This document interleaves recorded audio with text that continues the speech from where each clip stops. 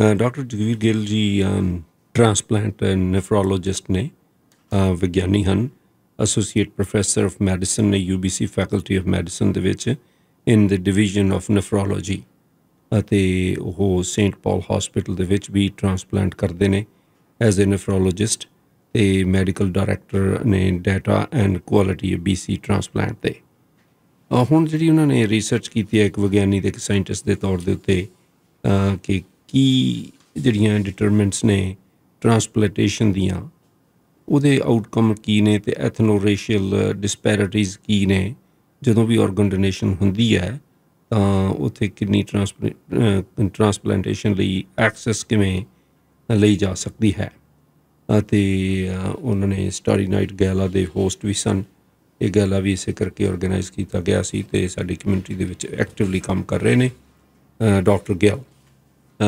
ਗਿੱਲ ਅੱਜ ਸਾਡੇ ਨਾਲ ਸ਼ੇਅਰ ਕਰਨਗੇ ਕਿ ਕਿਡਨੀਜ਼ ਜਿਹੜੇ ਕਿ ਵਾਈਟਲ ਔਰਗਨਸ ਨੇ ਦੋ ਕਿਡਨੀਆਂ ਨੇ ਮਨੁੱਖ ਦੇ ਗੁਰਦੇ ਅਸੀਂ ਇਹਨੂੰ ਪੰਜਾਬੀ 'ਚ ਕਹਿੰਦੇ ਹਾਂ ਔਰ ਇਹਨਾਂ ਗੁਰਦਿਆਂ ਦੇ ਕਰਕੇ ਹੀ ਸਾਡਾ ਸਿਸਟਮ ਜਿਹੜਾ ਸਭ ਕੁਝ ਚੱਲਦਾ ਫਿਲਟਰ ਨੇ ਇਹ ਲੇਕਿਨ ਇਹ ਕੰਮ ਕਿਵੇਂ ਕਰਦੇ ਨੇ ਇਹਨਾਂ ਦਾ ਕੀ ਰੋਲ ਹੈ ਇਹਨਾਂ ਦੇ ਵਿੱਚ ਸਟੋਨਸ ਕਿਵੇਂ ਚਲੇ ਜਾਂਦੇ ਨੇ ਅਤੇ ਕਿਡਨੀ ਜਿਹਦੀ ਖਰਾਬ ਹੋ ਜਾਂਦੀ ਹੈ ਬਹੁਤ ਸਾਰੇ ਲੋਕਾਂ ਦੀ ਮੌਤ ਹੋ ਜਾਂਦੀ ਕਿਡਨੀਆਂ ਫੇਲ ਹੋਣ ਨਾਲ ਇੱਕੋ ਹੀ ਕਿਡਨੀ ਕਾਫੀ ਹੈ ਜਾਂ ਦੋ ਕਿਡਨੀਆਂ ਚਾਹੀਦੀਆਂ ਨੇ ਜਦੋਂ ਕਿਡਨੀ ਨਵੀਂ ਪੈਂਦੀ ਹੈ ਜੇ ਕਿਡਨੀ ਖਰਾਬ ਹੋ ਜਾਂਦੀ ਹੈ ਤਾਂ ਕੀ ਬੰਦੇ ਦੇ ਢਿੱਡ ਦੇ ਵਿੱਚ 3 ਕਿਡਨੀਆਂ ਰਹਿੰਦੀਆਂ ਨੇ ਜਾਂ ਕਿ ਇੱਕ ਕਿਡਨੀ ਕੱਢ ਕੇ ਬਾਹਰ ਸੁੱਟ ਦਿੱਤੀ ਜਾਂਦੀ ਹੈ ਬਹੁਤ ਸਾਰੇ ਲੋਕ ਜਾਣਨਾ ਚਾਹੁੰਦੇ ਨੇ ਕਾਫੀ ਇਨਫੋਰਮੇਸ਼ਨ ਹੋਵੇਗੀ nephrologist doctor Jagvir Singh Gill doctor sahib ji ਆਇਆਂ ਨੂੰ ਤੁਹਾਡਾ ਬਹੁਤ ਬਹੁਤ ਸਵਾਗਤ ਹੈ welcome thank you very much mister Thind pleasure to be here doctor ਪਹਿਲਾਂ ਤਾਂ ਮੈਨੂੰ ਇਹ ਦੱਸੋ ਵੀ ਅਸੀਂ ਕਿਡਨੀਆਂ ਬਾਰੇ ਬਹੁਤ ਕੁਝ ਸੁਣ ਰਹੇ ਹਾਂ ਮੇਨ ਰੋਲ ਕੀ ਹੈ ਕਿਡਨੀਆਂ ਦਾ ਸੋ I mean the kidneys as you said they mainly function as filters, right? Their main function is to clean the blood that we have flowing through us. And so there's two organs that do that. The liver does that and the kidneys do that. And they do it in different ways. But the kidneys basically act as filters. They get rid of toxins. They get rid of fluid and poisons that we don't need in our body. And then they keep us healthy in that way. That's essentially the main function. Is it true that you have no symptoms of kidney disease until your kidneys are badly damaged? In some cases, it depends on what the cause is. But, so for example, you mentioned kidney stones. Kidney stones, when you have a kidney stone because it causes a lot of discomfort if you're passing in and in pain. But thankfully, most of the time, because you can pick it up early, you can deal with it, it doesn't cause a lot of long-term problems.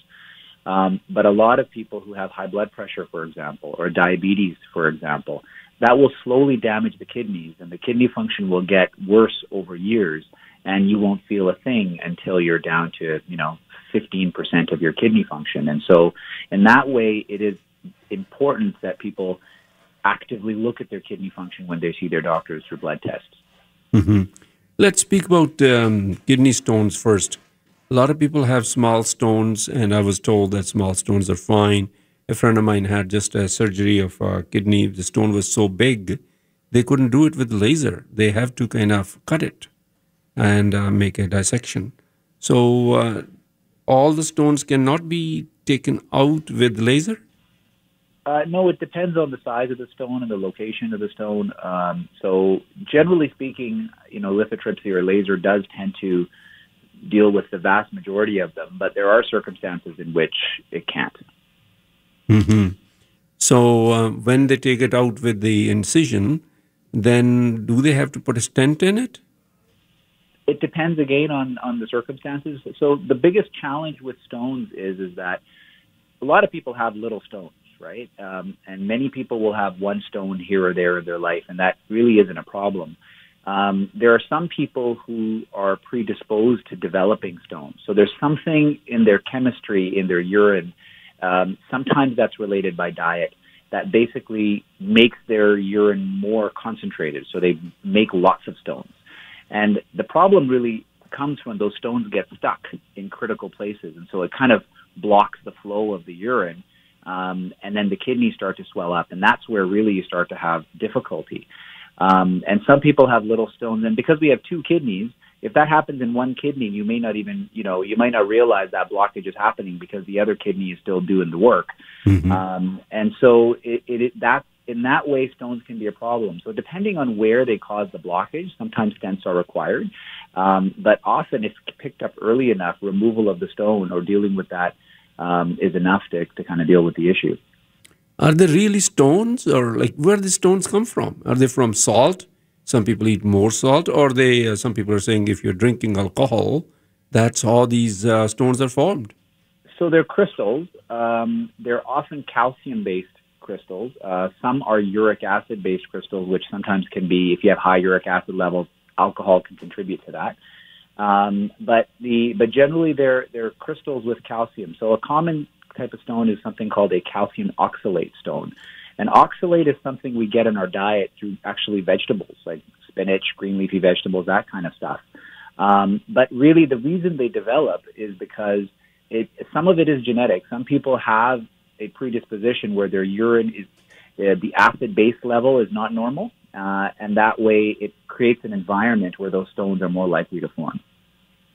So, in South Asian community, I think that this disease is disproportionately present. Why we are more impacted with kidney disease than other communities?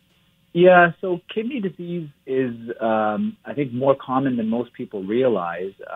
And if we were to look at the most common causes of kidney disease, probably number one is diabetes. Number two is high blood pressure. And then after that, you start to follow the other causes, which are, there's autoimmune diseases and things like that, which are less common. And so as many of us know, the South Asian community is disproportionately impacted by diseases like diabetes and high blood pressure. And so that puts this community at higher risk. Over and above the stones, there are other diseases that sometimes kidneys are influenced by. So what are the dietary restrictions to keep kidneys healthy?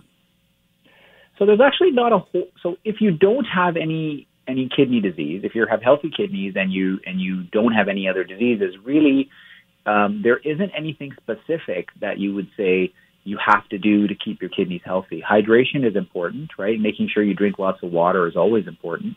But beyond that, there's nothing really particular. Where diet really comes into play is when someone has a disease like high blood pressure or diabetes. So if you have high blood pressure, then salt intake becomes a really important thing. You want to reduce the salt intake. If you have diabetes, obviously blood sugar control is a big deal. So keeping low sugar content in your diet is a really important thing to do. And because we do know that if you take diabetes, for instance, if your diabetes is very well controlled, then your risk of developing kidney disease from it is lower. Whereas if your diabetes is not well controlled and you might feel fine, but your sugars are always higher than the target, then you are at higher risk of having the complication of kidney disease. And if you're diagnosed with kidney disease, can you get some kind of other treatments to mitigate that? Absolutely. It depends on the cause of the disease, because there are very many. So there's some diseases where we have very effective treatments where you can try to reverse the course of it and you can actually recover. But in many instances, because it's often picked up so late and a lot of the damage is done, it's hard to reverse. And so most of the treatments are really focused on trying to maintain the level of kidney function that people have at that point and really slow down the rate at which it worsens. And a lot of people are saying that, my kidneys are only 20% functional, kidneys are 60% functional. How do you figure out that percentage of functioning? Yeah, so the percentage is probably a bit of an oversimplification. What people are referring to is, as we said at the get-go, the kidneys are filters, right? So the way we measure how well the kidneys are working is you measure the rate of filtration. So how many milliliters of blood are being filtered per minute kind of thing. And normal is somewhere between 60 to 100. And so that's close. So people often refer to it as a percentage because you should be filtering, between 60 to 100%. So if anyone's above 60%, they're actually normal. There's no problem with the kidneys. It's when people start to get below that, if they have, 40%, 30%, as you said, 20%, that's when you start to see complications of the kidney disease itself, where it starts to affect other organs and those kinds of things. Mm-hmm. Well, a lot of people are kind of being convinced here not to drink alcohol, saying that if you drink alcohol, your kidneys will be shot. You'll lose your kidneys or something will wrong happen, you'll die eventually. So really, when you drink alcohol, it goes directly into the kidneys? No, so it's interesting because I think, there's two major organs, as I said, that deal with kind of metabolism and cleaning the body, right? There's the liver and then you've got the kidneys. Alcohol has a much greater impact on the liver than it does on the kidneys. There's actually not a direct impact of alcohol on kidneys. Having said that, a lot of the diseases that heavy alcohol intake causes, such as liver disease, it's not good for your sugars, it's not good for any of that stuff, not good for high blood pressure. Those diseases can then indirectly cause kidney problems. And so, I think most people who have kidney disease, it's not because they were drinking so much. That's usually not the common thing that we see. And I think that's a misconception sometimes people have, that alcohol causes kidney disease. I think the bigger issue really is that when people have heavy alcohol intake, they develop diseases like liver disease, which is very serious, and that can then impact kidneys and other organs. Doctor ਸਾਨੂੰ ਇਹ ਜ਼ਰੂਰ ਦੱਸੋ ਵੀ ਅਸੀਂ ਹੁਣ ਜਿਹੜੀਆਂ ਗੱਲਾਂ ਸੁਣ ਰਹੇ ਹਾਂ ਜੀ, ਇੱਕ ਤੁਸੀਂ ਦੱਸ ਦਿੱਤੀ ਜਿਹੜੀ ਪਰਸੈਂਟੇਜ ਵਾਲੀ ਗੱਲ ਸੀ ਕਿ ਇਹਦੀਆਂ 50%, ਇਹਦੀਆਂ 40% ਹੈ, ਪਰ ਇੰਨਾ ਸਿੰਪਲੀਫਾਈ ਨਹੀਂ ਕੀਤਾ ਜਾ ਸਕਦਾ, ਤੁਸੀਂ ਦੱਸਿਆ। ਦੂਜੀ ਗੱਲ ਅਸੀਂ ਇਹ ਸੁਣਦੇ ਹਾਂ ਵੀ ਇਹਦੀਆਂ ਕਿਡਨੀਆਂ ਲੀਕ ਕਰਦੀਆਂ ਨੇ, ਇਹਨੂੰ ਜੀ ਕਿਡਨੀਆਂ ਵਿੱਚੋਂ ਪ੍ਰੋਟੀਨ ਲੀਕ ਕਰਦੀ ਆ। ਕਿਡਨੀਆਂ ਲੀਕ ਕਿਵੇਂ ਕਰਦੀਆਂ ਨੇ? So that's a very good question. When we think, if we think of the way kidneys are, they're filters. So protein is something that we all have in our blood, but we're not supposed to be urinating it out. It's supposed to stay within. And so part of the filter mechanism of the kidney is that it actually prevents that from happening. So we should only be, we filter a little bit out. We should, in the urine, if you measure it, you should have very little amounts, of protein, less than 100 milligrams, that kind of thing, very little amounts. But what ends up happening is if that filter gets damaged, and there's certain diseases that do this, then the protein starts to come out. So diabetes does this, right? It damages the filter. And so then people have 1 gram or 2 gram or 3 grams or even 5 grams. When that happens, the problem is that when the protein comes out in the urine, you're losing it from the blood now. And we need it in the blood to keep the body functioning. And so that's when people have symptoms like lots of swelling in the ankles, swelling in the hands. And that kind of becomes a big issue because that really starts to damage the kidney function. And also, it's hard for people to function that way. And because, Dr. Sahab, lot ਜਿਹੜੀਆਂ ਤੁਹਾਡੀਆਂ ਸੀ ਨਾ medical terms, ਜਦੋਂ ਹੁਣ ਡਾਕਟਰਾਂ ਕੋਲ ਲੋਕ ਜਾਂਦੇ ਰਹਿੰਦੇ ਆ, ਸੁਣਦੇ ਰਹਿੰਦੇ ਆ, ਉਹ ਟਰਮਸ ਜਿਹੜੀਆਂ ਆਮ ਲੋਕਾਂ ਨੂੰ ਪਤਾ ਲੱਗਣ ਲੱਗ ਪਈਆਂ ਨੇ। ਆ ਪ੍ਰੋਟੀਨ ਲੀਕ ਹੁੰਦੀ ਹੈ ਜੀ, ਇਹ 25% ਕੰਮ ਕਰਦੀਆਂ ਨੇ ਜੀ, ਸਟੈਂਟ ਪੈ ਗਿਆ ਇਹਦੇ। ਹੁਣ ਇੱਕ GFR ਦੀ ਗੱਲ ਬਹੁਤ ਚੱਲ ਰਹੀ ਆ, ਇਹ ਤਾਂ GFR ਇੰਨਾ, GFR ਨਹੀਂ, ਡਾਕਟਰ ਦੱਸਦੇ ਰਹਿੰਦੇ ਮਰੀਜ਼ਾਂ ਨੂੰ। GFR ਕੀ ਆ? So GFR is the formal name for the percent that you talked about. Same thing. So the GFR stands for glomerular filtration rate. So it's just the filtration rate at the rate at which the kidney is filtering. So if someone says they're 30%, it's the same thing if they said their GFR is 30. Same thing. Oh, I see.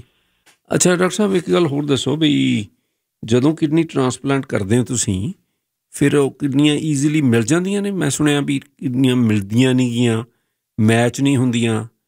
ਜੇ match ਹੁੰਦੀ ਹੋਵੇ kidney, ਫਰਜ਼ ਕਰੋ ਕੋਈ ਦੂਸਰਾ ਦੂਸਰੇ ਨੂੰ ਦਿੰਦਾ, ਤਾਂ ਉਹਦਾ ਬਲੱਡ ਸੇਮ ਹੋਣਾ ਚਾਹੀਦਾ, ਜਾਂ ਕੀ ਚੀਜ਼ਾਂ ਮਿਲਣੀਆਂ ਚਾਹੀਦੀਆਂ? Yeah, no, it's a very good question. So, I think when we do transplant, so when someone's kidneys start to get damaged, we try to fix it. We do everything we can. And then if it fails to the point where now the kidneys are not going to work, they're going to need either dialysis or they're going to need a transplant. And transplant is generally what we would prefer for most people. It's not for everybody, but for many people, if we can get a transplant done, that's better for them. So the problem is that in general, we need a donor, right? Whether it's someone who who's alive, or you go on the list for someone who dies in hospital and then they donate their organs after their death. And in general, there are fewer people, there are fewer donors and fewer organs available than people who need them. So there's always a wait for that. So if someone says, if my kidneys fail tomorrow and I started dialysis, I would go on a wait list. If I have no one in my family that can donate or none of my friends can donate, then I go on a wait list. And depending on my blood type, because you do have to have the same blood type, I can wait anywhere from 2 years up to 5 years, depending on what that is. But there's also other matching beyond blood type. So there's a blood type matching, and then there's an additional matching that has to happen, something we call tissue type matching. Mm-hmm. And so that makes it, harder for some people, depending on whether they're easy to match or hard to match. But there's always a bit of a wait. The only way really that's the fastest way is if someone says, well, I have a friend or a relative who can donate to me who's alive. Now, they also have to match. So a lot of times people will say, I have 2, 3, 5 people, and only one of those 5 people can actually match properly and donate and are healthy enough that they can donate themselves. Doctor, when you transplant the kidney, you are the specialist doing that. So what will happen to the previous kidney, non-functional kidney? Do you take it out, throw it away, or that also stays? Then a person has 3 kidneys? Yep, it stays. Because the surgery to remove it creates more complication, and there's no added benefit. So you just leave it there, and we add an additional... Oh, there is enough room there in the abdomen? Yep. So it's placed so your kidneys normally sit in the back, right? Kind of in the back area of what we call retroperitoneal, so kind of in the back area of the body. Whereas where we put the transplanted kidney gets placed in what we call the iliac fossa. It's in the front, kind of in the lower part of the abdomen on either the left or right side. Mm-hmm. And so the space it doesn't impact the space there, but so 3 kidneys is not a problem for most people. There's some people who have very large kidneys because of their diseases where sometimes we have to remove one, but for the most part, we don't have to. And also, person who gives the kidney out, so he's left with 1 kidney. Is 1 kidney enough? Yeah, absolutely. Again, it everything depends, right? So, like I said earlier, there's 1 out of 5 people are able to donate. If 5 people come forward, only 1 of them will probably move forward, because the concern is if someone's going to donate 1 kidney, we know someone can live a long, healthy life with 1 kidney, but it depends on what their risk factors are. So if someone has diabetes, for example, well, I'm not going to let them donate a kidney, because what if they develop kidney problems down the road? I don't want to take away 1 kidney and make them higher risk for that. So they cannot donate. So someone has to have good health, not have conditions that will put them at risk for kidney disease. And also when we measure their kidney function, their percent, that GFR number, it has to be quite high. So normal is about 60%. To be a donor, it has to be on the higher end of that. It has to be typically above 80% in order for people to donate. So we have to be very picky on who gets to donate a kidney, because the number 1 priority is to make sure that someone doesn't get sick themselves trying to help a loved one, right? They have to stay healthy first. And so that becomes a priority. But if we pick the right people and they have low risk for kidney disease and they have good kidney function, people will live long, healthy lives, will run marathons, will do sports. Really, it shouldn't impact their life in any way beyond the surgery itself. So, Doctor, what is the difference between a living donor organ transplant versus diseased donor organ transplant? So a living donor is what we've been talking about, which is someone who's alive. Still alive, so, yeah. Yeah, so if I need a kidney and my wife said she's going to give me a kidney, she'd be a living donor. If my wife can't donate a kidney to me and I need to go on a list, then I'm going for a list and I'm waiting for someone in the general community to pass away, and then people who donate their organs after death, that's called deceased donor transplant. ਸਾਡੇ ਪਹਿਲੇ collar ਨੇ ਹਰਵਿੰਦਰ ਕੌਰ ਜੀ, ਤੁਸੀਂ ਕੀ ਸਵਾਲ ਪੁੱਛਣਾ? ਹਰਵਿੰਦਰ ਕੌਰ ਜੀ, ਤੁਸੀਂ air ਤੇ ਹੋ। ਹਾਂਜੀ, ਅਸੀਂ ਡਾਕਟਰ ਜਗਮੀਤ ਸਿੰਘ ਉਹਨਾਂ ਨਾਲ ਗੱਲ ਕਰਨ ਮੰਗਦੇ ਸੀ। ਜਿੱਦਾਂ ਮੈਨੂੰ ਦੋ ਵਾਰੀ ਕਿਡਨੀ ਸਟੋਨ ਹੋ ਹਟਿਆ, ਇੱਕ ਵਾਰ ਤਾਂ ਲੇਜ਼ਰ ਸਰਜਰੀ ਕਰਾਈ ਸੀ ਤੇ ਦੂਜੀ ਵਾਰੀ ਜਿੱਦਾਂ ਫਿਰ ਉਹ ਕਹਿੰਦੇ ਸੀ ਲੇਜ਼ਰ ਸਰਜਰੀ ਕਰਨੀ ਆ, ਬਟ ਉਹ ਫਿਰ 3-4 ਵੀਕਸ ਦੇ ਬਾਅਦ ਨਿਕਲ ਗਿਆ ਸੀਗਾ ਤੇ ਉਹਦਾ ਸਾਈਜ਼ ਸੀ 5.7 ਤੇ ਮੈਂ ਪੁੱਛਣਾ ਮੰਗਦੀ ਉਹਦੇ ਕਾਰਨ ਮੇਰੀ ਕਿਡਨੀ ਤਾਂ ਨਹੀਂ ਕੋਈ ਡੈਮੇਜ ਹੋ ਸਕਦੀ? ਵਾਰ-ਵਾਰ ਇਹ ਸਟੋਨ ਕਿਉਂ ਆਉਂਦਾ? ਠੀਕ ਹੈ ਜੀ, ਥੈਂਕ ਯੂ। ਡਾਕਟਰ ਸਾਹਿਬ ਜੀ? Yeah, so it's, if you have stones that are coming again and again, then, usually what would happen is we would look at why you're producing those stones again. So they probably would have got you to collect your urine for 24 hours and do tests on that, because you can see what the causes are, and then they can advise you whether diet and those things can be changed. Because if you have one or two stones, not a big deal. If it happens again and again and again, then that's a problem, and that can cause problems in the long run. And so you want to try to figure out what's causing it. ਅਗਲੇ ਸਾਡੇ collar ਨੇ mister Singh.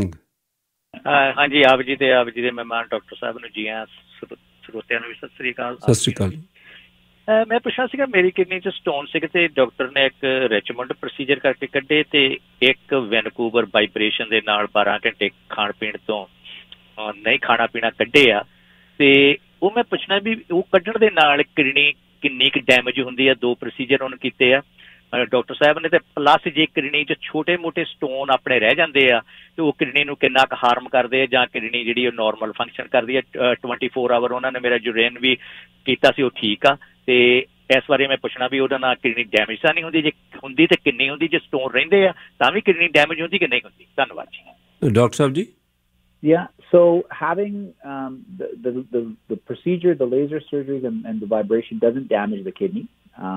The only damage to the kidney is if the stones are causing blockages, and so the procedures themselves are safe for the kidney.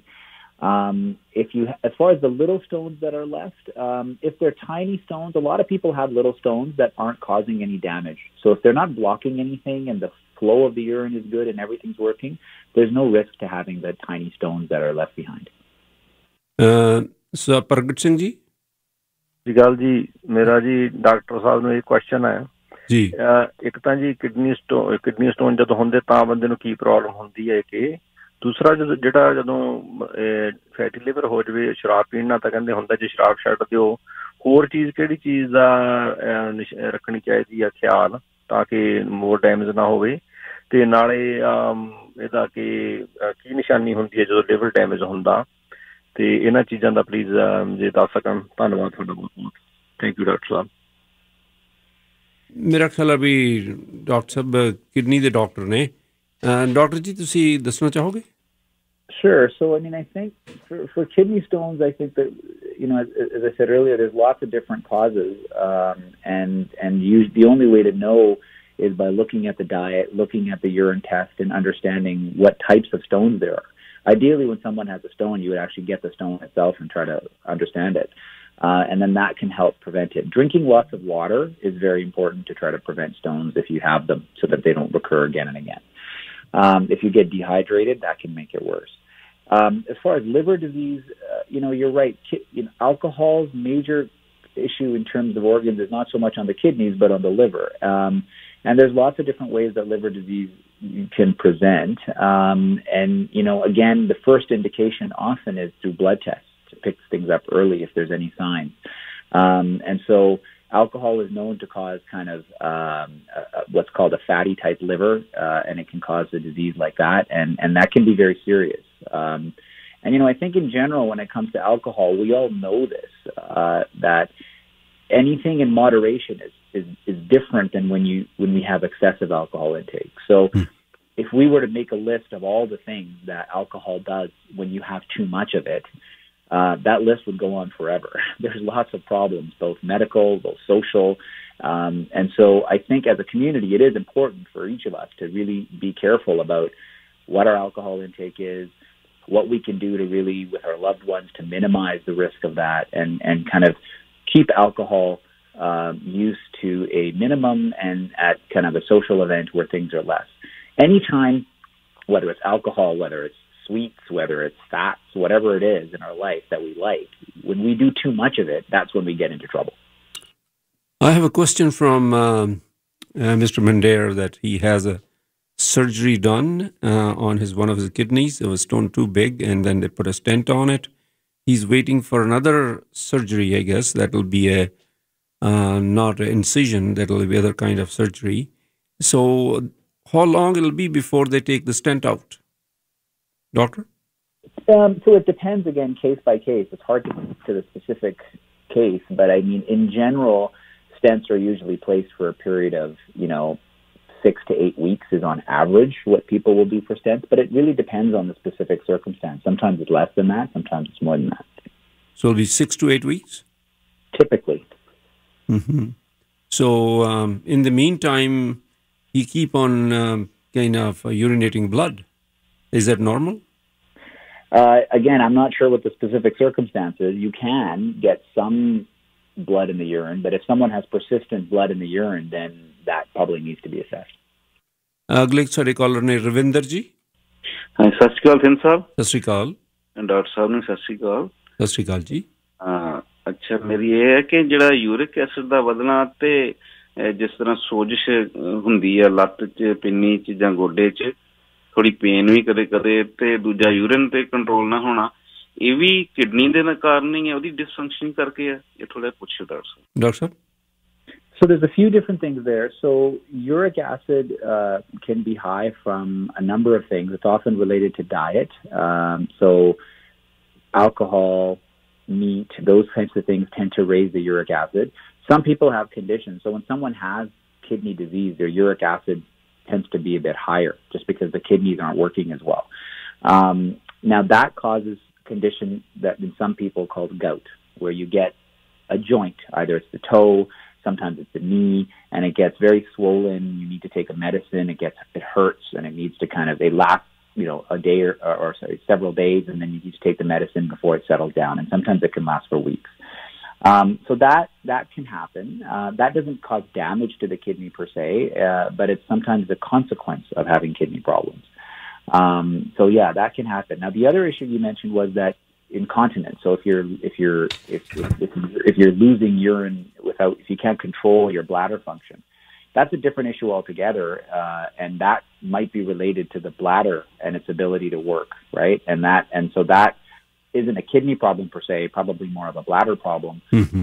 But if that continues for a long period of time, that can result in kidney problems. Dr. Jagbir Singh ji, ਬਹੁਤ ਮਿਹਰਬਾਨੀ ਤੁਹਾਡੀ। ਬਹੁਤ ਸ਼ੁਕਰੀਆ। ਮੈਨੂੰ ਪਤਾ ਤੁਸੀਂ ਬਹੁਤ busy doctor ਹੋ, ਪਰ ਤੁਸੀਂ ਆ ਕੇ ਸਾਡੇ ਸੁਣਨ ਵਾਲਿਆਂ ਦੇ ਸਵਾਲਾਂ ਦੇ ਜਵਾਬ ਦਿੱਤੇ ਆ ਔਰ ਬੜੀ ਇਨਫੋਰਮੇਸ਼ਨ ਦਿੱਤੀ ਹੈ। ਅਖੀਰ ਦੇ ਵਿੱਚ ਤੁਸੀਂ ਕੀ ਕਹਿਣਾ ਚਾਹੋਗੇ?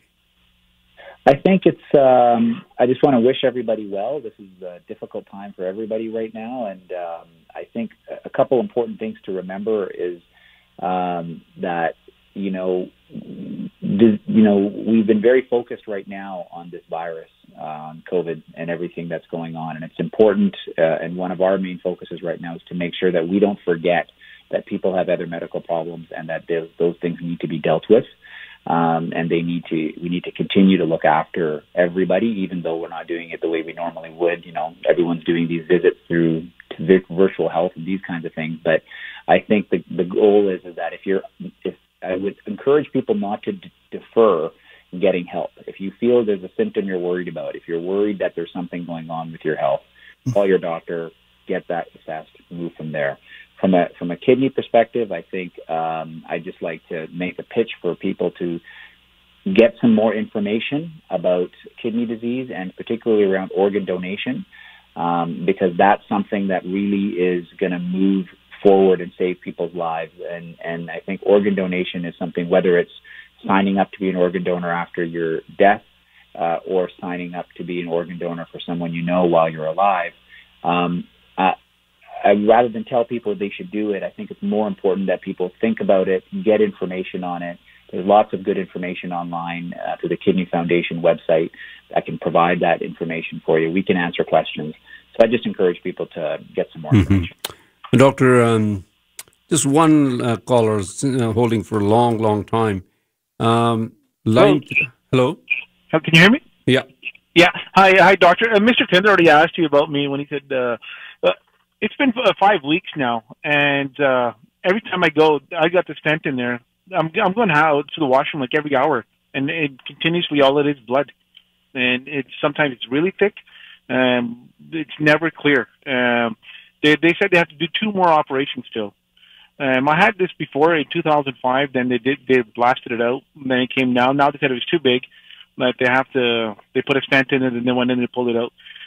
But the stent is causing too much irritation. I mean, can't really do anything.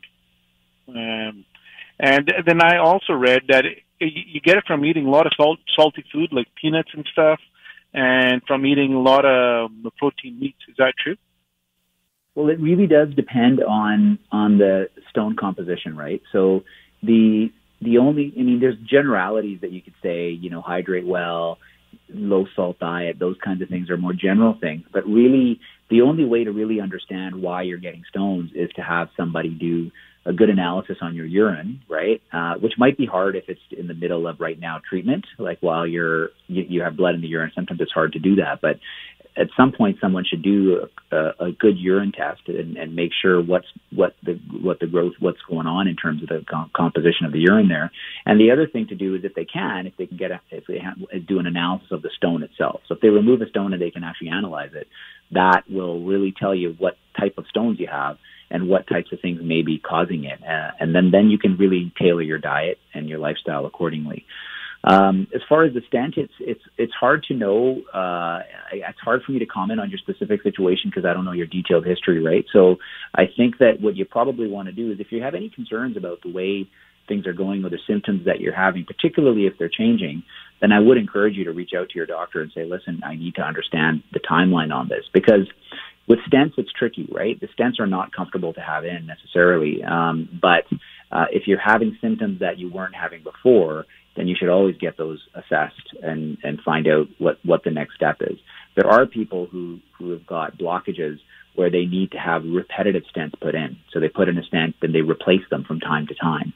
But again, I don't know what the specific situation is, but I'd encourage you to reach out to your physician and just kind of and get some clarity on exactly what the game plan is.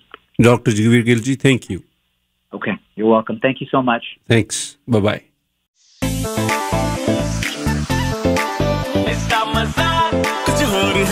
Red FM.